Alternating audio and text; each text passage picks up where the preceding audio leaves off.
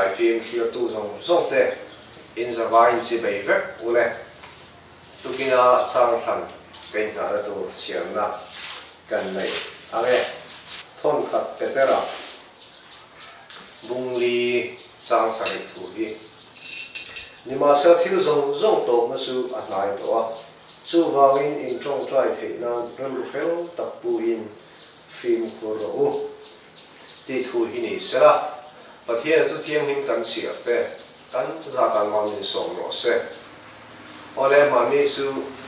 e china la thau hian papa khadin thu pui poimo tak mai ang soya lali su krista ro kal le nei at nai to em ti in zo nei bu aron tana thu pui aron thanga at nai to e ti thu pui mangin ke in buinya karang se chun zom le don ani ole lali su krista ro kal le na anai to ni ti thu te lali su krista hi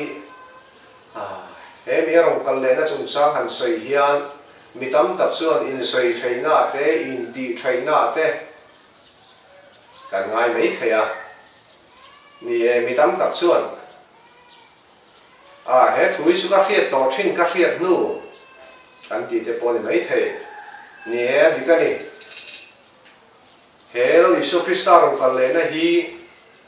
biekina kan no panglai atong to yen sei to thina ko kan upa te evangelist te pon niam pastor te pon he thu hi an sei uar le a kan no panglai kan tia kala upa ho lova an sei to thina ni kan nu le pa te hun lai trong to ni ti te kan pi le pu te hun lai trong nei to in an lo sei to thina zir tir te hun lai trong nei to khan hela Isu Krista ro kal le na hi an lo bei sei to an lo hak le em to thri ai amar su voi ni theng mai lo Isu Krista ro kal lo na mi tam takan bei to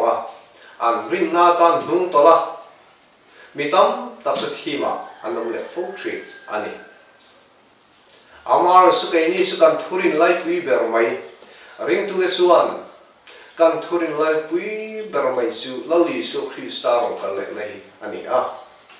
kan pathian thu chu lali Isu Krista ro kal le ngei don ni ti thu min pe chu thu pek nei tu dong tu kol tu te kan ni wang chuan awa nei thak le ka ria ring tu te nu na hian lali Isu Krista ro kal le na hi om lo ta ang chu ni se kan va han be vai don nem te ro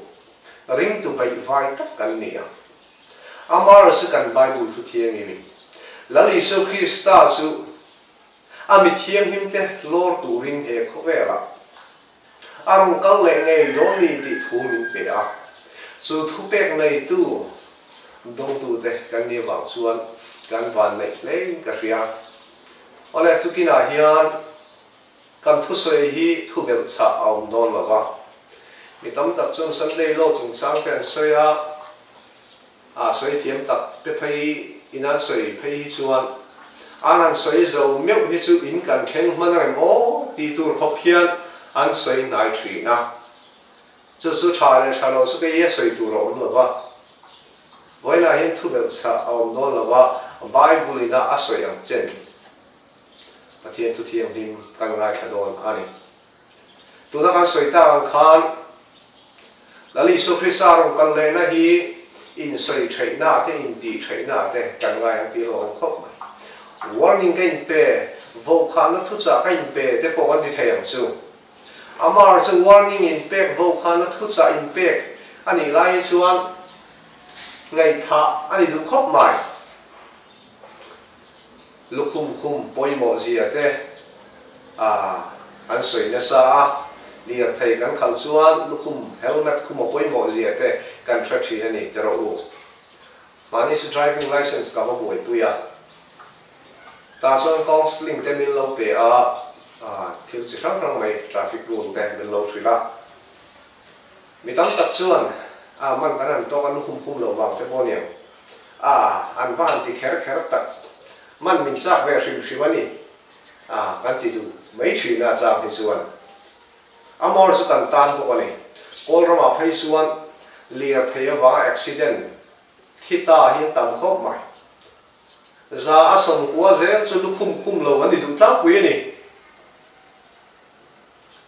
ole kei man ni ya eng ma chen na tak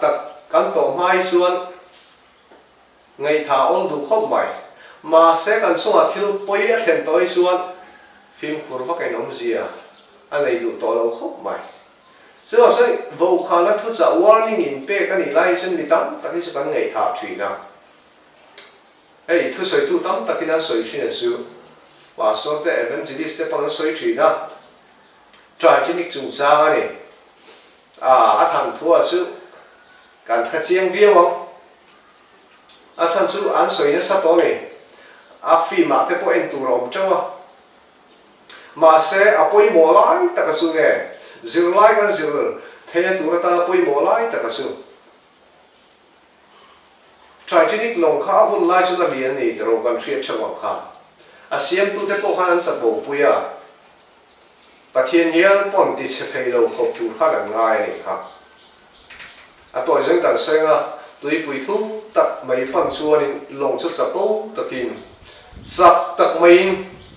a tla ni kha so ti lai chuan mun dang atang warning signal vo khang na thu cha angon pe a in man vur tlang lin lu tuk tak mai mai speed a khatin hiam ro ti in vo khan na thu chan pe ni khataro ma se enga man ngai du lo so ti lai tak chu nge chen na ra phla takina barakhai ani ha kan thriat chawang nge mi pui tam tak tui pui thu taka lo pui lian takin apil pui ani kha chu chueng wang mo vo khan thu cha an ngai ne wang ani cham dam chu ten ni a mi tam tak nun na ala ani kha tui pui thu taka phum bawin an oi kha chen ra phak ta khai wa theng mo vo kham na thu cha an ngai ne wa ani vo kham na thu cha hi in pek lai ani hi chuan ngai tha an du khop mai tun kan khovel din mun hian an ve la teng tu na chen na kan ton na te ram khor ma te phei chuan ram aboya ti hian in do na hun dam da oma covid in min na nuai le hal chuta mun tina veng tina mithi kan le ya zana thi nei tha azana ni kan khovel thil theng me khian vo khan na thu sai a soi ni to lovin arom nem nge chou char sarani atak rami chu wang chu nu nau du tak kan tun hun mor to tak zeta hian I tharau nun kha nge kain bi fie awan poi mo tak em kain NCN ava poi mo tak em kan tharau din mun ange ni a thala lo lai te siam thata a fai lo lai te ti fire lali so krishna thuam fam ki ma kain thuam hi ava poi mo tak em te ro lali so krishna arong kal tre ta arong kal le na anai to ni ti hi kan hun ton me khian min ship me kan so wa so na lo ta lali so krishna arong kal le na turata in pu sa kan nun te a thalo lai te siam tha a in the fire krishna ma vel ta ka mok tu te kan ni che the tu rin in ringa kan om chot the nan lal pa thu kan soi te kan zatan ma min som ro se amen